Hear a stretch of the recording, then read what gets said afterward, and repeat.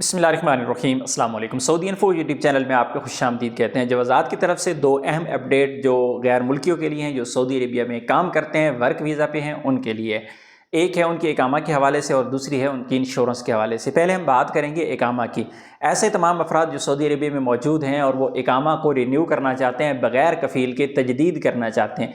इसी तरह बहुत सारे लोगों का ये मसला आता है कि उनके इकामा के अंदर उनकी डेट ऑफ बर्थ गलत लिखी जाती है, वो उसको करेक्ट करवाना चाहते हैं। तकरीबन सऊदी अरेबिया में 60-70% लोग जो हैं उनके इकामा पे नाम उनका गलत लिखा होता है, यानी इंग्लिश वाला सही होता है, अरबी वाला कोई ना कोई आगे पीछे। बाज़ लोगों का तो बिल्कुल ऐसा लिखा होता है कि आप पढ़ ही नहीं सकते, अजीब से नाम लिखा हुआ होता है। उसको करेक्ट करवाना चाहते हैं क्योंकि उसके बगैर उनका अकाउंट नहीं ओपन होता। नाम हो गया, इसी तरह आपकी तस्वीर है, बहुत सारे लोग अपनी तस्वीर को है चेंज करना चाहते हैं। तो ये तीन जो चीज़ें हैं, तीन चीज़ों के बारे में कहा गया है कि ये तीन काम आप कैसे करेंगे, बल्कि चौथा साथ में इकामा की तजदीद की बात की गई है।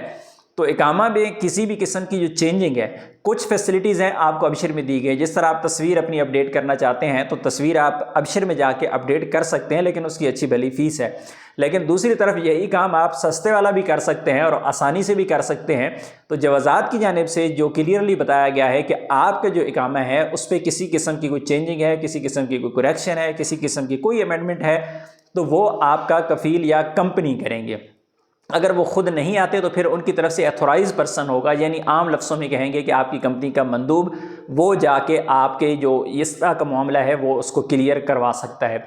दूसरी तरफ आ जाते हैं कि जो इंश्योरेंस है, अब इंश्योरेंस का अक्सर मसला लोगों को रहता है और लोगों को पता ही नहीं होता कि इंश्योरेंस हमारा हक है, बुनियादी हक है, जो कि अगर आपको नहीं मिलता तो आप कफ़ील कंपनी के खिलाफ केस भी कर सकते हैं, यहाँ तक है, क्योंकि आपका बुनियादी हक है सऊदी अरेबिया में रहने के लिए।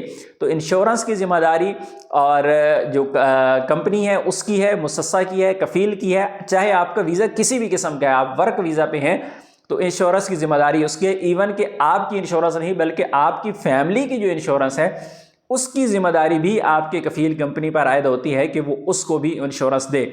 अगर कोई कंपनी या कोई कफ़ील, कोई मुसस्सा ऐसा नहीं करता है तो ऐसी सूरत में मिनिस्ट्री ऑफ ह्यूमन रिसोर्सेज की जानिब से कहा गया है कि उनको फ़ाइन किया जाएगा, जुर्माना किया जाएगा।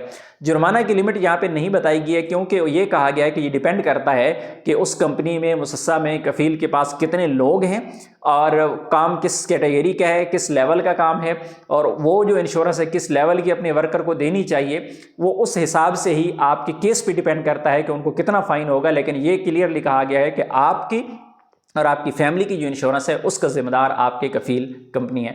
उम्मीद है आज की इन्फॉर्मेशन आपको अच्छी लगी होगी। इन्फॉर्मेशन अच्छी लगी तो वीडियो को लाइक कीजिएगा। मिलते हैं नेक्स्ट वीडियो में, तब तक के लिए इजाज़त दीजिए। अल्लाह हाफिज़।